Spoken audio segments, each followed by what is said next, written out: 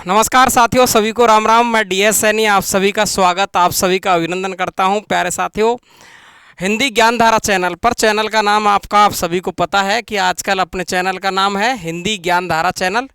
और इस पर मैं आपको कल काफ़ी क्लासेज इस पर पढ़ा चुका हूं।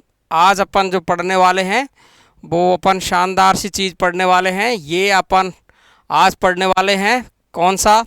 आओ साथियों, कम समय में कर रहे हैं अपन अच्छी तैयारी। हिंदी ज्ञानधारा चैनल पर अपन आज की चर्चा करेंगे। हिंदी ज्ञानधारा डीएस सर आपको सर्च करना है। 9983374293 ये नंबर अपन लिखते आए हैं पहले से। तो बहुत ही शानदार तरीके से आपको ये क्लास समझनी है। काफ़ी मोस्ट क्लास है, काफ़ी क्या बहुत ही ज़्यादा मोस्ट है, क्योंकि जो मैं आज आपको पढ़ाने वाला हूँ वो तो आपको मज़ेदार चीज़ है हिंदी साहित्य के इतिहास में। वो अपन पढ़ेंगे नई कविता आंदोलन के विविध दर्शन, और नई कविता आंदोलन या नई कहानी आंदोलन, ये दोनों पर ही अपन आज चर्चा करने वाले हैं बड़े ही शानदार तरीके से। बहुत ही शानदार तरीके से अपन पढ़ने वाले हैं साथियों। तो बिना टेंशन किए जुड़ते रहिए, हिंदी ज्ञानधारा चैनल को सब्सक्राइब करते रहिए, लाइक करते रहिए। बहुत ही शानदार आपकी जो कमेंट है, आपके जो व्यूज़ है, वो बिल्कुल आप खुश कर रहे हैं। हिंदी ज्ञानधारा चैनल पर फिर से आप सभी का एक बार स्वागत है, अभिनंदन है। सभी साथी जुड़ जाइए, अपने साथियों को शेयर करते रहिए। साथ में ही अगर आप इस परिवार को बढ़ाते रहेंगे तो मैं ऐसे ही पढ़ाता रहूँगा, इसमें कोई विशेष बात नहीं है। मैं मेहनत कर रहा हूँ आपके लिए और आप करो मेरे लिए। थोड़ी सी का आपको थोड़ी सी करनी है, बाकी ज़्यादा मेहनत मुझे करनी है, मैं कर ही रहा हूँ। तो प्यारे साथियों, आइए अपन चलते हैं अपने मुख्य चीज़ पर। सबसे पहले अपन बात करेंगे नई कविता आंदोलन के विविध दर्शन या बाद पर। तो नई कविता आंदोलन के जो दर्शन है या बाद है, यहाँ से कभी कभी सीधा सवाल पूछ लिया जाता है कि सच्चिदानंद हीरानंद बादशाह आज्ञे किस दर्शन से संबंधित है या किस बाद से संबंधित है। तो आपको सीधा सवाल आपको ध्यान रखना है, व्यक्तिवाद या अस्तित्ववाद की मैंने आपको यहाँ पर चर्चा की है। व्यक्तिवाद और अस्तित्ववाद, ये दोनों वादों से संबंधित, दोनों का मतलब एक ही है। चाहे अस्तित्व कहे चाहे व्यक्तित्व कहे, बात एक ही है, लेकिन अस्तित्व और व्यक्तित्व में अंतर है थोड़ा सा। तो व्यक्तित्व खुद व्यक्ति के बारे में, अस्तित्व का मतलब जो निश्चित है। तो अस्तित्ववाद और व्यक्तित्ववाद से संबंधित रहे हैं कौन? सच्चिदानंद हीरानंद बादशाह आज्ञे। तो आपको बिना दिमाग लगाए याद रखना है। और मैं आपको बता देता हूं, ये देखिए आपको मैंने लगा रखा है यहाँ पर वेरी वेरी मोस्ट। और वेरी मोस्ट मैंने इसलिए लगा रखा है कि गजानन माधव मुक्तिबोध, इसके साथ में एक केदारनाथ सिंह और है, वो मार्क्सवाद से संबंधित है, यानी समाजवाद मार्क्सवाद से संबंधित है। तो मुक्तिबोध के बारे में यदि आपसे सवाल पूछा जाए तो आपका उत्तर होगा कि इनका बाद या दर्शन है वो कौन सा है? मार्क्सवाद से संबंधित है। क्लियर है? बहुत ही शानदार तरीके से, मस्त तरीके से याद हो जाना चाहिए। हीरानंद बादशाह आज्ञे व्यक्तिवाद अस्तित्ववाद है और मुक्तिबोध है वो मार्क्सवाद से संबंधित है। अगला सवाल आप देखेंगे, केदारनाथ सिंह, रघुवीर सिंह और सर्वेश्वर दयाल सक्सेना। तो केदारनाथ सिंह ये समाजवाद से तो संबंधित है ही है, लेकिन थोड़ा थोड़ा संबंध इनका किससे और है? मार्क्सवाद से भी संबंध है, ये बात ध्यान रखेंगे। तो केदारनाथ सिंह, रघुवीर साय और सर्वेश्वर दयाल सक्सेना तीनों किस बात से संबंधित है? समाजवाद से संबंधित है। तीनों के तीनों किस बात से संबंधित है? समाजवाद से संबंधित है। इस बात का आपको विशेष ध्यान रखना है, विशेष ध्यान रखना है। क्लियर है ना भाई? अब चलते अपन आगे। तो आपको आज्ञे अस्तित्ववाद व्यक्तित्ववाद है, और गजानन माधव मुक्तिबोध है मार्क्सवाद है, केदारनाथ सिंह, रघुवीर साय, सर्वेश्वर दयाल सक्सेना है, ये तीनों की तीनों समाजवाद से संबंधित है। क्लियर है? बिल्कुल मजा आ जाएगा, शानदार। और ये देखिए मैंने आपको लगा रखा है जहर वेरी मोस्ट, और वेरी मोस्ट का मतलब वेरी मोस्ट ही है। भवानी प्रसाद मिश्र किस बात से संबंधित है? गांधीवाद से संबंधित है। यानी भवानी प्रसाद मिश्र को तो गांधीवादी ही कहा जाता है, इस बात का ध्यान रखना है। तो गांधीवाद से संबंधित है। गांधीवादी रचनाएं किसने लिखी है? तो भवानी प्रसाद मिश्र है, गांधीवाद से संबंधित है। क्लियर है? बिल्कुल ध्यान रखेंगे। धर्मवीर भारती की बात करूं तो देहवाद या रुचिवाद से संबंधित है। कभी कभी इसका सवाल पूछ लेता है, बाकी इतना खास इंपॉर्टेंट नहीं है। देहवाद या रुचिवाद से संबंधित है। तो मैंने जितने पढ़ाए 1 मिनट में रिपीट कर लेंगे अपन, फिर बढ़ते अपन आगे। आज्ञे है अस्तित्ववाद व्यक्तित्ववाद, और आपका गजानन माधव मुक्तिबोध मार्क्सवाद, केदारनाथ सिंह, रघुवीर साय, सर्वेश्वर दयाल सक्सेना समाजवाद से संबंधित है मार्क्सवाद। क्लियर है। भवानी प्रसाद मिश्र गांधीवाद से संबंधित है। धर्मवीर भारतीय देहवाद या रुचिवाद से संबंधित है। क्लियर है। ओके, आगे चले अपन। तो हिंदी के 3 प्रमुख युगों के नायक है और ये आपके, मैं जितना कह सकता हूँ ना उतना ही मोस्ट है। ये जितना कह सकता हूँ, चाहे कोई सी परीक्षा कौन क्यों नहीं हो, आपकी कोई सी भी परीक्षा जिसमें हिंदी साहित्य आता है, सवाल यहाँ से यदि उसको पेपर कठिन बनाना है तो निश्चित रूप से पूछा जाता है कि छायावाद है, इस छायावाद में जो नायक बनाया गया मानव को, वो किस प्रकार के मानव को बनाया गया, ये सवाल आपको पूछेगा। प्रगतिवाद में नायक कौन था, प्रयोगवाद में नायक कौन था, यानी छायावाद में किस तरीके के मानव को केंद्र में रखकर कविताएं रचनाएं लिखी गई, ये तो है छायावाद। और प्रगतिवाद में किस तरीके का मानव था उसको रखा, और प्रयोगवाद है नई कविता में किस प्रकार का है। तो छायावाद में तो देखो महामानव को केंद्र में रखा है, महामानव को केंद्र में रखकर कविताएं लिखी गई है, जबकि प्रगतिवाद में शोषित मानव को, किस प्रकार का शोषित मानव, जिसका शोषण कर रहे थे पूंजीवादी यानी पूंजीपति लोग हैं जो गरीब लोगों का शोषण करते हैं, उन शोषित होने वाले जो पुरुष या जनता है, महिला है, उन शोषित मानव का वर्णन किसमें मिलता है, प्रगतिवाद में, ये केंद्र में रखा गया है। तो छायावाद युग के नायक है महामानव, और प्रगतिवाद में युग में नायक जो रखे हैं वो शोषित मानव को रखा है जिनका शोषण किया गया है। प्रयोगवाद और नई कविता दोनों में ही जो नायक रखा गया है यानी केंद्र में रखा है तो वो लघु मानव की प्रतिष्ठा की है। बात क्लियर हो जाएगी। छायावाद महामानव है, प्रगतिवाद शोषित मानव है, प्रयोगवाद नई कविता में लघु मानव की प्रतिष्ठा है। क्लियर है। तो मैंने आपको एक एक चीज क्लियर करवा रहा हूं बिल्कुल शानदार तरीके से। बात करेंगे नई कविता आंदोलन, और नई कविता आंदोलन पर आप देखिए यहाँ पर इससे संबंधित काफी बार बहुत ज्यादा सवाल आपके यहाँ पर पूछे जाते हैं। एक एक सवाल आपको क्लियर कर लेना है यहाँ से, अगर सवाल आया तो फोड़ के भगा देना है। नई कविता शब्द का प्रयोग सबसे पहले किसने किया? हम पढ़ रहे हैं नई कविता आंदोलन। क्या पढ़ रहे हैं हम? नई कविता आंदोलन। अब ये पूछेगा कि ये जो इतना सा शब्द है ना, ये केवल नई कविता शब्द, इस शब्द का प्रयोग ही किसने किया है? तो सच्चिदानंद, हीरानंद, वात्स्यायन, अज्ञे ने इसका प्रयोग किया है, शब्द का प्रयोग। अब बात आती है कि ये नई कविता शब्द का प्रयोग अज्ञे ने तो किया, लेकिन इसका पता कहाँ से चला?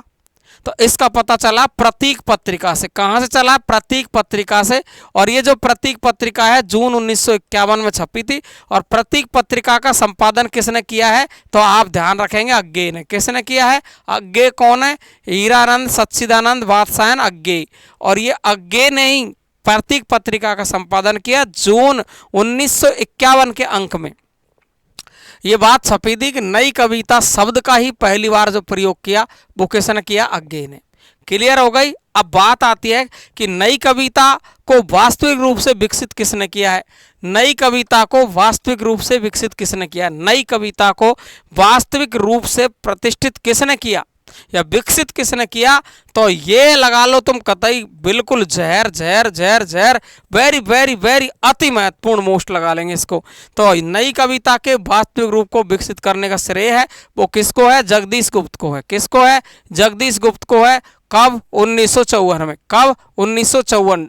इसका वर्ष ध्यान रखेंगे 100%, ध्यान रखना, गलती नहीं कर देना, वर्ष याद रखना है। जगदीश गुप्त 1954। अच्छा, जगदीश गुप्त है, इनकी पत्रिका का नाम क्या है? तो नई कविता पत्रिका। नई कविता पत्रिका। जगदीश गुप्त ने कौन सी पत्रिका का संपादन किया है? नई कविता पत्रिका। और प्रतीक पत्रिका का संपादन अज्ञे ने। प्रतीक पत्रिका में नई कविता शब्द का प्रयोग किया है, जबकि नई कविता को विकसित करने का काम किया है जगदीश गुप्त ने 1954 में। कौन सी पत्रिका में? नई कविता पत्रिका में। कौन सी में? नई कविता पत्रिका में। कब? 1954।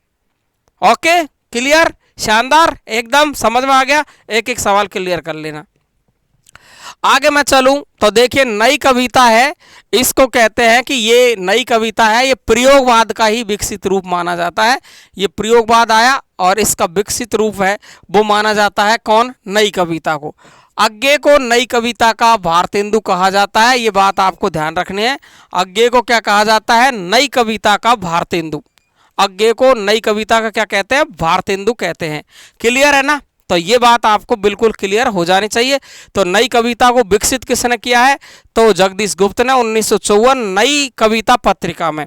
और नई कविता शब्द का प्रयोग किसने किया? अज्ञेय ने। किस पत्रिका में? प्रतीक पत्रिका में। क्लियर है बिल्कुल। अब चलते अपन प्रमुख कविता आंदोलनों पर। प्रमुख कविता आंदोलन कौन कौन से आए? तो देखो, एक तो नई कविता आंदोलन आया।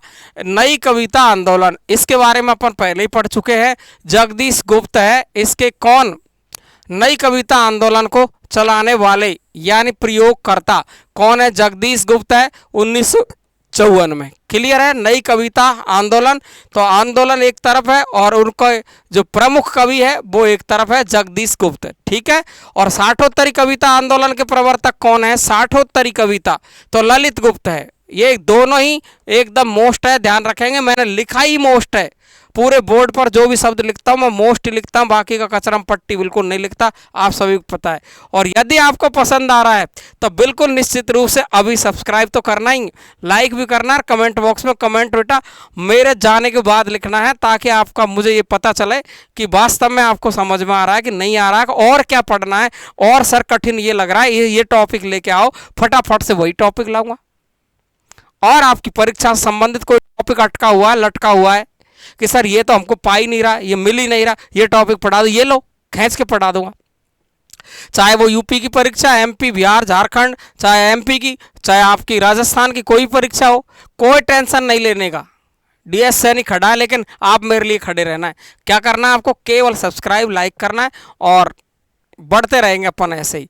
तो मैं आपको ले चलता हूँ शुरू से। नई कविता आंदोलन जगदीश गुप्त है, और साठोत्तरी कविता आंदोलन कौन है? ललित गुप्त। क्या है? ललित गुप्त, याद रखना है।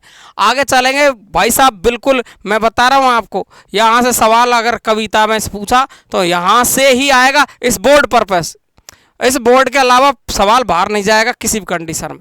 कविता आंदोलन, नई कविता आंदोलन जगदीश गुप्त, साठोत्तरी ललित गुप्त। ए कविता पूछ लिया, ए कविता ये भाई साहब, ए कविता, ए कविता आंदोलन के, ये देखो, ये यहाँ बहुत तगड़ी गलती होगी। दोनों ही विकल्प में देगा, जगदीश चतुर्वेदी और जगदीश गुप्त।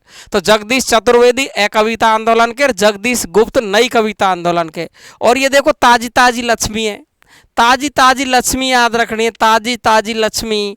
ताजी कविता आंदोलन के प्रवर्तक कौन है? लक्ष्मीकांत वर्मा। कौन है? लक्ष्मीकांत। कैसे याद रखोगे? ताजी लक्ष्मी है, ताजा ताजा आई है ना। तो ताजी कविता लक्ष्मीकांत वर्मा। नवगीत आंदोलन राजेंद्र प्रसाद सिंह। नवगीत आंदोलन राजेंद्र प्रसाद सिंह इतना खास नहीं है, लेकिन ये देखो, ये जहर है, ये जहर है, ये भी जहर है, ध्यान रखेंगे। तो ये सहज कविता आंदोलन है, रविंद्र भ्रमर। कई बार सवाल आपको पूछा गया है यहाँ से कि सहज कविता आंदोलन के प्रवर्तक कौन है, तो आप ध्यान रखेंगे कौन है? रविंद्र भ्रमर। नवगीत आंदोलन राजेंद्र प्रसाद सिंह है, ताजी ताजी लक्ष्मी है, यह कविता जगदीश चतुर्वेदी है, और नई कविता जगदीश गुप्त है, और साठोत्तरी कविता ललित गुप्त है। Okay okay okay, clear.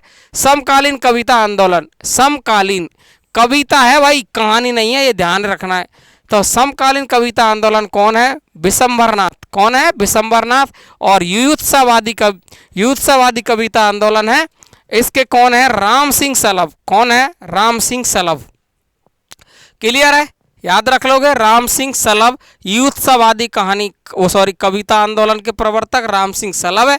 समकालीन में विशंबरनाथ है, सहज में रविंद्र है, सहज रविंद्र है, और समकालीन विशंबर है, समकालीन विशंबर है, सहज रविंद्र है। ठीक है। युत्सवादी राम सिंह सलभ है, नवगीत राजेंद्र है, और ताजी ताजी लक्ष्मी है। ए कविता में जगदीश चतुर्वेदी है, चतुर्वेदी ध्यान रखना है। ओके, याद कर लोगे, चलो कोई नहीं। अगला देखेंगे नई कहानी आंदोलन। कौन सी कहानी आंदोलन है? नई कहानी आंदोलन। ये बड़ा खतरनाक शब्द है, ध्यान रखेंगे। और इसके ये 4 ही सवाल पूछे जाते हैं, ज़्यादातर भाग भाग करके 4 सवालों के अलावा कोई सवाल यहाँ बनता नहीं है। तो 4 सवाल क्या है? नई कहानी आंदोलन कब चल रहा है? 1950। एक तो ये ध्यान रखेंगे। और ये नई कहानी जो पत्रिका है वो नई कविता थी, ध्यान रखना, ये नई कहानी है। इसके संपादक पूछे जाते हैं, और ये मोस्ट है भैरव प्रसाद गुप्त, एकदम मोस्ट है, ध्यान रखेंगे। नई कहानी पत्रिका के संपादक कौन है? नई कविता अलग है और नई कहानी है, ध्यान रखेंगे।